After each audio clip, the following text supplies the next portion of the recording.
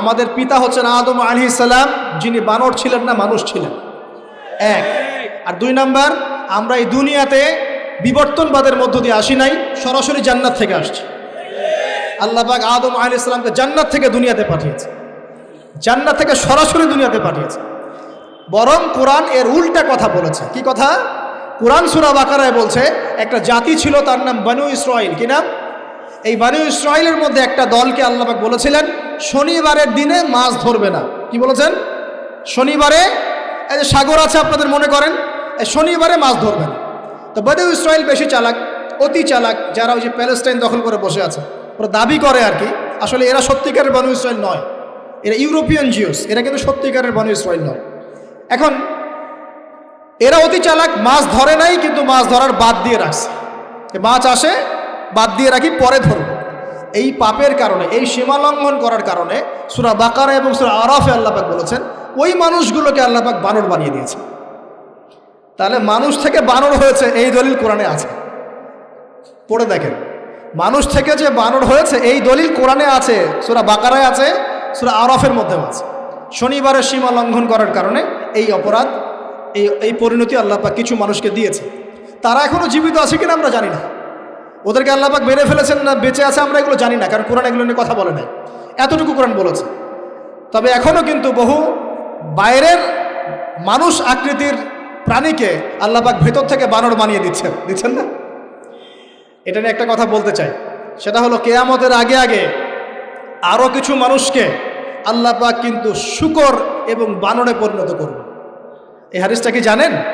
হাদিসটা শুনে রাখেন, এটা আখিরুজ জামান বা কিয়ামতের আলামত সংক্রান্ত হাদিসগুলোর মধ্যে পাবেন। আল্লাহর রাসূল সাল্লাল্লাহু আলাইহি ওয়াসাল্লাম বলেছেন কিয়ামতের আগে আগে আমার উম্মতের মধ্যে, ভালো করে শোনেন, কিয়ামতের আগে আগে আমার উম্মতের মধ্যে একদল মানুষ বের হবে যারা মদ পানকে হালাল মনে করবে। কাকে? মদ পান করাকে হালাল মনে করবে। যারা বাদ্যযন্ত্র, গায়িকা, নায়িকা এগুলো নিয়ে নর্তকী নাচাবে রাতের বেলা, এগুলোকে হালাল মনে করবে। যারা অশ্লীলতা, বেহায়াপনাকে জায়েজ করে নিবে। ঠিক আছে, এরকম কয়েকটা পাপের কথা বলে নবীজি বলছেন একদিন সকালবেলা আল্লাহ পাক তাদেরকে ঘৃণিত বানরে পরিণত করবে। এটা হবে সামনে, কখন কিভাবে হবে আল্লাহ ভালো জানে। এবার আমি কনসেপ্টে চলে আসি।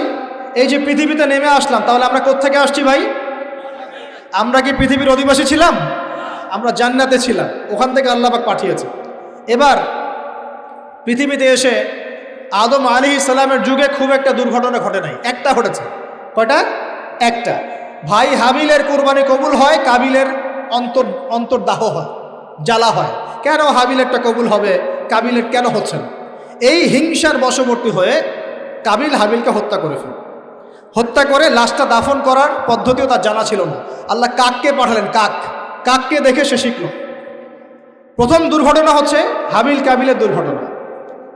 বলে রাখি, আজকেও নিজের ভাইয়ের বেশে বহু কাবিল মুসলিম সমাজের মধ্যে ঘুরে বেড়ায়। নিজের ভাইয়ের লেবাসে, পোশাকে, সুরতেই বহু কাবিল এখনও কিন্তু মুসলিম সমাজে ঘুরে বেড়ায়। তো আমরা কাবিলদেরকে কাবিলের পরিণতি সম্পর্কে সচেতন করতে চাই। হাবিল বলেছিল তুমি যদি আমাকে মারতে আসো, আমি তোমাকে মারার জন্য হাত বাড়াবো না। হাবিল জান্নাতে যাবে আর কাবিল জাহান্নামে যাবে। কেন কাবিল জাহান্নামে যাবে? নবীজি বলেছেন পৃথিবীর প্রথম হত্যাকাণ্ড সংগঠিত করেছে কাবিল। এ কারণে পৃথিবীতে যত খুন হবে সমস্ত খুনের পাপের একটা অংশ কাবিলের আমল নামায় যোগ করা হবে। বলে নাউজুবিল্লাহ। একটা কথা মনে রাখবেন, সদকায়ে জারিয়া যেমন আছে, গুনাহে জারিয়াও আছে। একটা মদের দোকান দিয়েছেন, যত মানুষ মদ খাচ্ছে সমস্ত গুনার একটা অংশ আপনার কাঁধে আসছে। সিনেমা হল করেছেন, মানুষ সারাদিন নেকড়া ছবি দেখে, নগ্ন ছবি দেখে, যত মানুষ এখানে পাপ করবে সমস্ত পাপের একটা অংশ আপনার কাঁধে যায়। আবার একটা মাদ্রাসা করেছেন, যত মানুষ এখানে দ্বীনি ইলম শিখবে এই নেকির একটা অংশ আপনি পাবেন ইনশাআল্লাহ। মরে গেলেও কবরে পাবেন ইনশাআল্লাহ। আল্লাহ পাক আমাদের সবাইকে সদকায়ে জারিয়া করার তৌফিক দেন, গুনাহে জারিয়া থেকে বাঁচিয়ে রাখুন। খুব খেয়াল রাখবেন, আল্লাহ পাক আমাদের হেফাজত করুন বলি আমি। এবার ওই যুগ শেষ, নূহ আলাইহিস সালামের যুগ। এই যুগে আল্লাহর একই সুন্নত। নূহ আলাইহিস সালাম 950 বছর দাওয়াত দিলেন, 40টা বা 80টা পরিবার ইসলাম কবুল করেছে, বাকিরা করেন। যারা করে নাই আল্লাহ পাক তাদেরকে ডুবিয়ে মারলেন, যারা করেছে আল্লাহ পাক উদ্ধার করলেন। সোজা কথা, আজকে সারা পৃথিবীতে যত মানুষ আমরা বেঁচে আছি না, আমরা কোনো না কোনোভাবে ওই 80 পরিবারের সদস্য। আমরা ভাই ভাই বা আমরা ওই ফ্যামিলি, 80 ফ্যামিলির অন্তর্ভুক্ত। কীরকম করে? নূহ আলাইহিস সালামের 4 সন্তান ছিল। কয় সন্তান? এক সন্তানের নাম হচ্ছে হাম। কি নাম? হাম। হাম ছিল একটু কালো বর্ণের। হামকে দিয়ে আফ্রিকার কন্টিনেন্টে যত মানুষ দেখছেন ব্ল্যাক স্কিনের, কালো স্কিন, এরা সবাই হামের বংশধর। মজা না বিষয়টা? মানুষের অস্তিত্ব পৃথিবীতে, ইতিহাস, এগুলো খুব ইন্টারেস্টিং টপিক। ইতিহাস পড়তে থাকলে আপনি ডুবে যাবেন।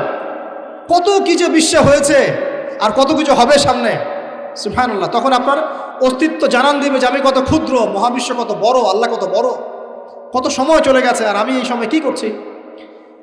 এক ভাইয়ের নাম শাম। এই শামকে কেন্দ্র করে এই আরবের যে মানুষগুলো আছে, আরব, অ্যারাবিয়ান, এরা শামের বংশধর। আরেক ভাইয়ের নাম ইয়াফাস। কি নাম? ইয়াফাস। ইয়াফাসের বংশধর হচ্ছে পশ্চিমারা, মানে রোমক যারা, তারা। আরেক ভাইয়ের নাম ছিল কেনান। কি নাম? কেনান। এ ইমান নিয়ে আসে নাই, ওই যে প্লাবনে ডুবে মরে গেছে। মরে যাওয়ার পরে আদম আলাইহিস সালাম বলেছিল, আল্লাহ আমার পরিবারের অন্তর্ভুক্তকে মাফ করে দাও। আল্লাহ বলেছেন, লাইসা মিন আহলিক, সে তোমার পরিবারের কেউ না। নবীর সন্তান হয়েও, নবীর সন্তান হওয়ার পরেও ইমান না আনার কারণে সে জাহান্নামে গেছে। আর আমরা আর কি এমন মানুষ, অমুক আলেমের সন্তান, অমুক বক্তার সন্তান, হ্যাঁ, অমুক পীরের নবাবজাদা, অমুক তমুক, এইসব বড়াই করে লাভ নেই। আমল, আকীদা, ইমান যদি ঠিক না থাকে, আমাদের বংশ পরিচয় আমাদেরকে বাঁচাতে পারবে, আমাদের দেশ, জাতীয়তাবাদ, বর্ণ বাঁচাতে পারবে। যার যার কবরে তাকে তাকে যেতে হবে। নিজের আমল নিয়ে ফিকির করেন, নিজের কবর নিয়ে ফিকির করেন, অন্যের দিকে চোখ দেওয়া বন্ধ করেন, আগে নিজের কবর ফিকির করেন। আল্লাহ পাক সবাইকে তৌফিক এনায়েত করুন। বলি, যারা বুদ্ধিমান তারা নিজেকে নিয়ে ব্যস্ত থাকে, যারা অহংকারী, উদ্ধত, এরা মানুষের পিছনে পড়ে থাকে। আল্লাহ পাক আমরা সবাইকে নিজের চেহারা আয়নায় দেখার তৌফিক দান করুন। হ্যাঁ প্রিয় ভাইরা, নূহ আলাইহিস সালামের যুগ চলে গেল।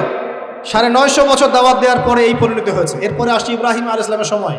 আল্লাহ পাক তাকে উদ্ধার করেছেন, অগ্নি পরীক্ষা থেকে বাঁচিয়েছেন, নমরুদকে আল্লাহ পাক ধ্বংস করেছেন।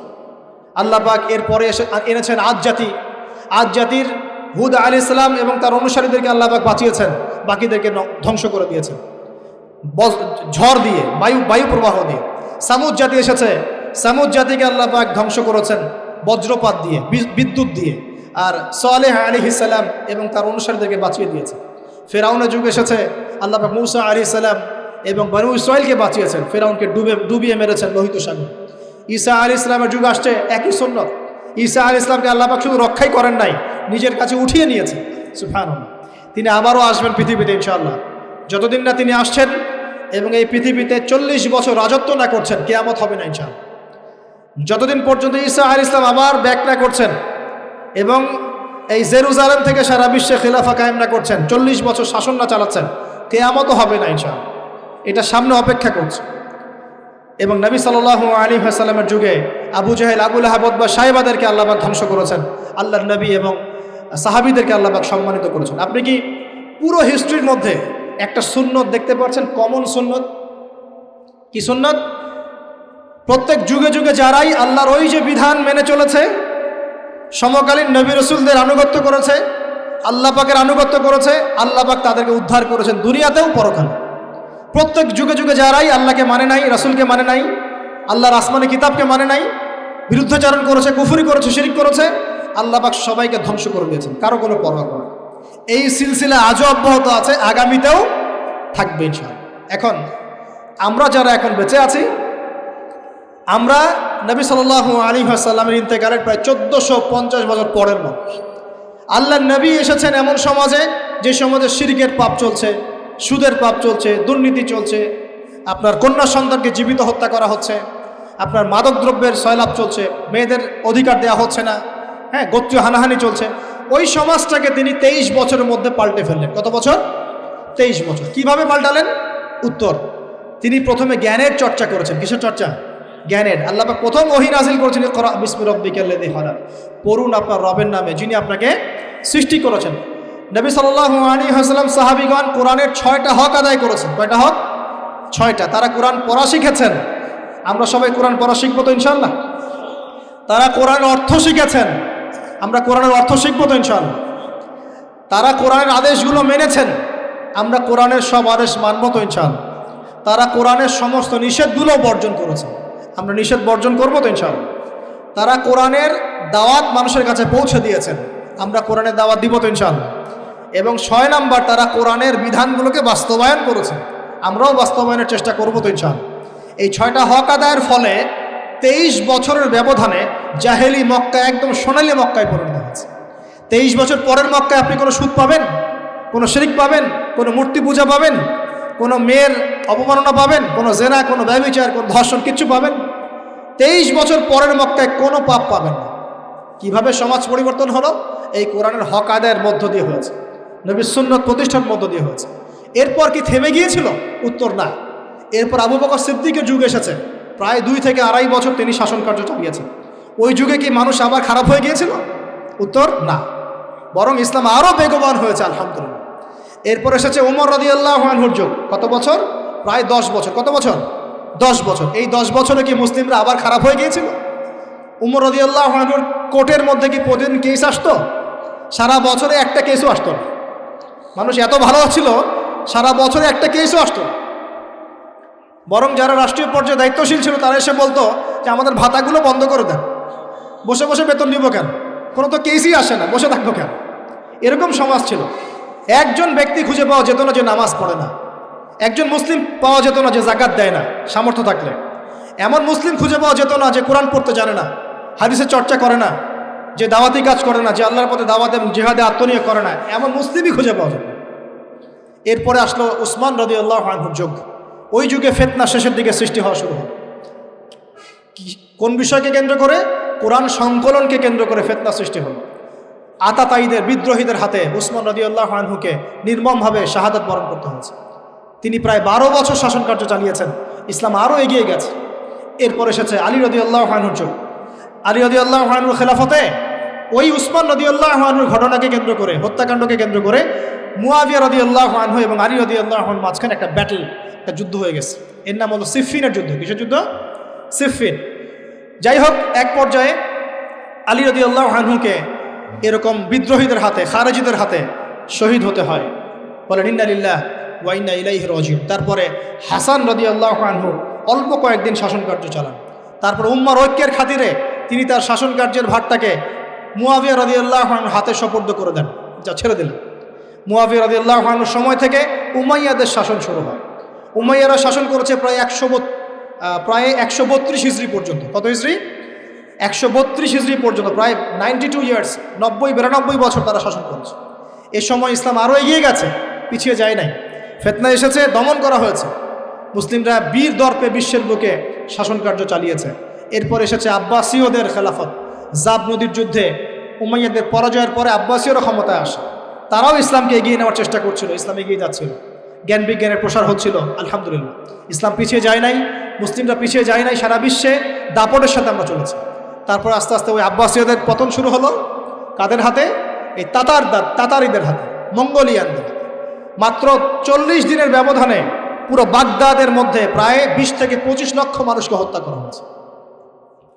বাইতুল হিকমা ধ্বংস করে দেওয়া হয়েছে, লাইব্রেরি ধ্বংস করে দেওয়া হয়েছে, বইপত্রকে নদীতে ফেলে দেওয়া হয়েছে। তারা ছিল উগ্র জাতি। মঙ্গোলিয়ানদের নাম শোনে নাই? হালাকু খান নাম শুনেছেন? চেঙ্গিস খান, হালাকু খান নাম শোনে নাই? ওদের হাতে মুসলিমদের ব্যাপক দমন পীড়ন সহ্য করতে হয়েছে। এভাবে যুগে যুগে তারপর ক্রুসেডাররা আসছে। ক্রুসেড 1টা 2টা 3টা ক্রুসেড হচ্ছে। আস্তে আস্তে উসমানীয়দের রাইজিং হয়েছে, ফাতেমি খেলাফত এসেছে, মামলুকদের শাসন এসেছে, এদিকে মোগলরা শাসন করেছে, কর্ডোভার দিকে আব্দুর রহমান তারা শাসন করেছে। মানে এক কথায় সারা বিশ্বে মুসলিম শাসন ছিল। অটোমান এম্পায়ার 1923 এই সময়ের দিকে, 1914 থেকে 1923 এই সময় পর্যন্ত অটোমান এম্পায়াররাই বিশ্বে ছিল। তারপর প্রথম বিশ্বযুদ্ধে যখন তারা রাশিয়ার পক্ষ নেয়, এরপরে ব্রিটেন যখন জয়লাভ করে, এই সময় থেকে মুসলিমদের ডমিনেটেড হওয়ার সময়টা শুরু হয়েছে। তারপরে মুসলিমরা আস্তে আস্তে রাষ্ট্র ভাগ করে ফেলেছে। প্রত্যেক রাষ্ট্র টুকরা টুকরা হয়ে গেছে, ইউনিটি নষ্ট হয়ে গেছে, রাষ্ট্রের ভিতরে বিভিন্ন ফাসাদ তৈরি করে দেওয়া হয়েছে, মুসলিমদের ঐক্য ভেঙে গেছে, ইকোনমি দুর্বল হচ্ছে। সব মিলিয়ে আজকে মুসলিমদের আজকে এই অবস্থা হচ্ছে। আমাদের এখন যুবকরা চিনে না আল্লাহকে, নামাজ পড়তে মানুষ খুঁজে পাওয়া যাচ্ছে না, জাকাত দেওয়ার মানুষ পাওয়া যায় না। রমজান মাসে পার্ট টাইম রোজা রাখে, পার্ট টাইম তারাবি পড়ে, পার্ট টাইম জুমায় আসে, পার্ট টাইম ঈদে নামাজ পড়ে। প্রজন্ম আস্তে আস্তে এই জায়গায় চলে আসছে। আল্লাহকে চিনে না, রাসূলকে চিনে না, ইসলামের হিস্ট্রি জানে না, আমাদের শেকড় জানে না। এমনি এমনি হয়নি, লাস্ট 100 বছরে এই জায়গায় আমরা আসছি। লাস্ট 100 বছর হিস্ট্রি ভালো করে পড়ে দেখবেন, বলার সময় নাই এখানে। লাস্ট 100 বছর হিস্ট্রি পড়ে দেখবেন যে জায়গায় আমরা ছিলাম সেখান থেকে একদম তলানিতে নেমে চলে আসছি। এখন প্রশ্ন হচ্ছে, এই অবস্থায় কি চিরস্থায়ী থাকবো, নাকি এখান থেকে আমরা সামনে যাব? সামনে যে এমনি এমনি যাওয়া হবে না এটা নিশ্চিত। সামনে যাওয়ার জন্য কিছু কাজ এবং ক্রাইটেরিয়া মেনটেন করতে হবে। আমরা জানি এরপরে আসবে ইমামুল মাহদির শাসন, তারপরে আসবে নবী ঈসা আলাইহিস সালামের শাসন, তারপরে দাজ্জালকে মেরে ফেলা হবে। আর দাজ্জালকে মেরে ফেলার আগে দাজ্জাল তার অনুসারীদেরকে নিয়ে বিশ্ব শাসন করবে 40 বছর। 40 বছর না, 40 দিন। 40 দিন। প্রথম দিন হবে 1 বছরের সমান, দ্বিতীয় দিন হচ্ছে 1 মাস, তৃতীয় দিন 1 সপ্তাহের সমান। তারপরে দিনগুলো আমাদের দিনের মতোই। এরপর ঈসা আলাইহিস সালামের আগমনের মধ্য দিয়ে তার ধ্বংস হবে। এরপর ইয়াজুজ আর মাজুজ বের হবে। ইয়াজুজ আর মাজুজ খুব হিংস্র হবে, তাদেরকে হত্যা করার ক্ষমতা মুসলিমরা থাকবে না। মুসলিমরা তুর পাহাড়ে আশ্রয় নেবে। আল্লাহ পাকের গজবে তাদের ঘাড়ের মধ্যে একটা ভাইরাস জন্ম নেবে, এতে তারা মারা যাবে। বড় বড় নখরওয়ালা প্রাণী আল্লাহ পাঠাবেন, পাখি, এরা এসে এদেরকে উঠিয়ে উঠিয়ে কোনো জায়গায় ফেলে দিবে, মহাবিশ্বের কোনো এক জায়গায় এনে ফেলে দেবে। তারপর আল্লাহ পাক বৃষ্টি বর্ষণ করবেন, প্রচুর বৃষ্টি বর্ষিত হবে এবং বিশ্বের এই জমিনটা উর্বর হবে। তখন একটা ডালিম দেখেছেন ডালিম? একটা ডালিম একটা পরিবার খাবে। একটা ডালিমের খোসার মধ্যে একটা পরিবার আশ্রয় নিতে পারবে। এত বড় বড় ফসল হবে। 40 বছর ঈসা আলাইহিস সালাম এই বিশ্বকে শাসন করবে ন্যায়ের ভিত্তিতে, আদালতের ভিত্তিতে। ঘাটে মহিষে 1 ঘাটে পানি খাবে, বাঘে মহিষে 1 ঘাটে পানি খাবে, কেউ কারো উপর জুলুম করবে না। এরপর তার বিয়ে শাদী হবে, সন্তান হবে এবং তার ইন্তেকালও হবে স্বাভাবিকভাবে, এবং তাকে দাফন করা হবে নবী মুহাম্মদ সাল্লাল্লাহু আলাইহি ওয়াসাল্লামের কবরের পাশে, রওজার পাশে। এরপরে মানুষ আবার খারাপ হওয়া শুরু করবে। এতটা খারাপ হবে যে মানুষ রাস্তার মোড়ে মোড়ে জেনা ব্যভিচারে লিপ্ত হবে, না কুকুর শেয়ালের মতো। এই অবস্থায় পশ্চিম দিক থেকে সূর্য উঠবে এবং ব্যবসায়ী ব্যবসা করতে বসেছে, কাপড় খুলেছে, এই কাপড় গুটিয়ে নেওয়ার আগে কিয়ামত হয়ে যাবে। একজন ব্যক্তি পানির বোতল খুলেছে, পানি মুখে দেওয়ার আগেই কিয়ামত হয়ে যাবে। একজন ব্যক্তি বাসা থেকে বের হয়েছে, বাসায় ফেরত যাওয়ার আগে কিয়ামত হয়ে যাবে। উটকে পানি পান করানোর আগে কিয়ামত হয়ে যাবে। ওই সময় তওবার দরজা বন্ধ হয়ে যাবে। এই ইসরাফিল আলাইহিস সালাম সিংহায় ফুঁক দিয়ে দিবেন, মহাবিশ্ব ধ্বংস হয়ে যাবে। আল্লাহ পাক দ্বিতীয় ফুৎকারের মধ্য দিয়ে আবার সবাইকে উঠাবেন এবং এই দুনিয়ার জীবনে আমরা যে কাজগুলো করেছি এর হিসাব আমাদেরকে দিতে হবে। সেদিন যদি আমরা আল্লাহর কাছে প্রত্যেকটা কাজের হিসাব দিতে পারি, কোরআন সুন্নাহর উপর থাকতে পারি, আল্লাহর বিধিবিধান মেনে চলতে পারি, এই কারাগারের জীবনে আল্লাহর বিধান মেনে চলতে পারি, ইনশাল্লাহ যেই জান্নাত থেকে আসছি আবার সেখানে ফিরে যাবো। আর যদি ওই দিন আমরা হিসাব দিতে ব্যর্থ হই, আল্লাহ না করুক, তাহলে ওই ইবলিসের সাথে, তার অনুসারীদের সাথে আমাদের সবাইকে জাহান্নামে থাকতে হবে বলে না। এভাবে হিস্ট্রি শুরু হয়েছে, হিস্ট্রি শেষ হবে।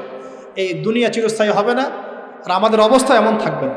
এখন শেষ কথা হচ্ছে, এই অবস্থা থেকে উত্তরণের জন্য আমাদের কি করণীয় হচ্ছে? উত্তর, আমাদের প্রথম দরকার জ্ঞান চর্চা। কি দরকার ভাই? জ্ঞান চর্চা। প্রচুর জ্ঞান চর্চা প্রয়োজন, জ্ঞান নাই কিছুই করতে পারবে না। দ্বিতীয় কাজ হলো আমাদের সবার দরকার জানা অনুযায়ী আমল করা। জানা অনুযায়ী আমল করা, যে যত বেশি জানি আমল করার চেষ্টা করি, আল্লাহ পাক তৌফিক দান করুন। এরপর দরকার আদর্শ পরিবার গড়ে তোলা। পারিবারিক আদর্শ সুন্দর হলে পরে সমাজটা সুন্দর হবে ইনশাআল্লাহ। আল্লাহ পাক আমাদের সবাইকে আদর্শ পরিবার গড়ার তৌফিক দান করুন। দিনদার মেয়েকে বিয়ে করবেন, দিনদার ছেলেকে বিয়ে করবেন, অল্পে তুষ্ট থাকবেন, পরিবারের বিষয়ে সবর করবেন এবং সন্ততিদেরকে মানুষ করে যাওয়ার চেষ্টা করবেন। এরপর দরকার আমাদের হালাল রিজিক। সবাই যদি হালাল রিজিকে সন্তুষ্ট থাকি, সমাজের মধ্য থেকে অন্যায় এমনি অটোমেটিক কমে যাবে ইনশাআল্লাহ। প্রত্যেকটা কাজ করার আগে চিন্তা করব কিভাবে করলে হালাল হবে, কিভাবে করলে হারাম হবে। এরপর দরকার নবী সাল্লাল্লাহু আলাইহি ওয়াসাল্লামের সুন্নাহ মাফিক জীবন গড়া। 24 ঘন্টার দিন রাতে যে কাজগুলো আছে, এই কাজগুলোকে নবীর সুন্নত অনুযায়ী করার চেষ্টা করব, আল্লাহ পাক তৌফিক দান করুন বলি। আরও দরকার আমর বিল মারুফের কাজ করা, মানে সৎ কাজে আদেশ করা। আমাদের সবাইকেই দাওয়াতি কাজ করতে হবে। একজন দুজন করবে, বাকিরা করবে না এমন নয়, সবাইকেই পার্ট টাইম হলেও দাওয়াতি কাজ করতে হবে। নামাজ আপনি পড়ছেন, নামাজের দাওয়াত দেন। আপনি জাকাত দিচ্ছেন, জাকাতের দাওয়াত দেন। আপনি রমজান মাসে রোজা রাখছেন, অন্য ভাইকেও রোজা রাখতে উৎসাহিত করেন। আপনি সুদ খাচ্ছেন না, অন্য ভাইকেও নিষেধ করেন, ভাই আপনিও খায় না। আমি যা করি সেটা আপনি অবশ্যই প্রচার করবেন, আপনি যা করেন সেটা আপনি প্রচার করবেন, যা করেন না সেটা বলতে যাওয়ার দরকার নেই। তবে হ্যাঁ, আমলের কথা আপনি বলতেই পারেন। যদি আপনি তাহাজ্জুদ নিয়মিত পড়তে নাও পারেন, মানুষকে আপনি বলতে পারবেন তাহাজ্জুদ নামাজ পড়েন, তাহাজ্জুদ নামাজ পড়া ভালো। ইনশাআল্লাহ আস্তে আস্তে আপনি নিজেও আমল করার চেষ্টা করবেন, আল্লাহ পাক তৌফিক দান। আমর বিল মারুফ, সৎ কাজে আদেশ করতে হবে। আরেকটা হচ্ছে অসৎ কাজে নিষেধ করতে হবে। সৎ কাজে শুধু আদেশ করলেই হয় না, অসৎ কাজেও কি করতে হয়? নিষেধ করতে হয়। মনে রাখবেন, শুধু সৎ কাজে আদেশ করলেই জীবনেও কোনোদিন আপনার উপর কোনো বালা মুসিবত, বিপদ আপদ, গালি তহমত আসবে না। যখন আপনি সৎ কাজে আদেশের সাথে সাথে অসৎ কাজেও নিষেধ করা শুরু করবেন, তখন চতুর্দিক থেকে আপনার উপরে বাধা আসা শুরু হবে। এটাই সুন্নত। তবে এটা নবীর সুন্নত। আল্লাহ পাক বলছেন, কুনতুম খায়রা উম্মাহ উখরিজাত লিন-নাস তা'মুরুনা বিল মা'রুফ ওয়া তানহাউনা আনিল মুনকার ওয়া তু'মিনুনা বিল্লাহ। আর আমাদের দায়িত্ব হচ্ছে পরবর্তী প্রজন্মকে মানুষ করে যাওয়া, নিজেদের জানমাল সময় শ্রম দিয়ে আল্লাহর জমিনে আল্লাহর দিনটাকে প্রচার করা, প্রসার করা, প্রতিষ্ঠার চেষ্টা করা, এবং চরমপন্থী না হওয়া, আবার গোলালু মার্কা শৈথিলতাবাদীও না হওয়া, মধ্যমপন্থী থাকা, নিজের দায়িত্ব পালন করা, অন্যকে দিনের দিকে ডাকা, আমাদের ঊর্ধ্বতন কর্তৃপক্ষ যারা থাকবে সবার সামনে ইসলামটাকে যুগোপযোগীভাবে সত্য মিথ্যাকে স্পষ্ট করে দিয়ে উপস্থাপন করা। তারা যদি কবুল করে আলহামদুলিল্লাহ, যদি নাও করে তাদের দায়িত্ব তাদের, আমাদের দায়িত্ব আমাদের। That's all. আল্লাহ রাব্বুল আলামিন আমাদের সবাইকে কুরআন সুন্নাহ মাফিক জীবন করার তৌফিক দান করুন, বলি আমিন। আমাদের সবাইকে আল্লাহ পাক পুরো ওয়ার্ল্ড হিস্ট্রি পড়ার তৌফিক দান করুন, কোরআনের জ্ঞানী হওয়ার তৌফিক দেখ, এর অর্থ বোঝার তৌফিক দান করুন, নবীর সুন্নাহ মাফিক জীবন করার তৌফিক দান করুন, হালাল খাওয়ার তৌফিক দেখ, আদর্শ পরিবার গড়ার তৌফিক দান করুন, এবং দিন ইসলামকে বিজয়ী করার জন্য আমাদের জানমাল সময় শ্রম ব্যয় করে আল্লাহর পথে কাজ করার তৌফিক এনায়েত করুন। সকলেই বলে আমিন। আকুলু কাওলি হাযা আস্তাগফিরুল্লাহ লি ওয়া লাকুম ওয়া লিসাইরিল মুসলিমিন।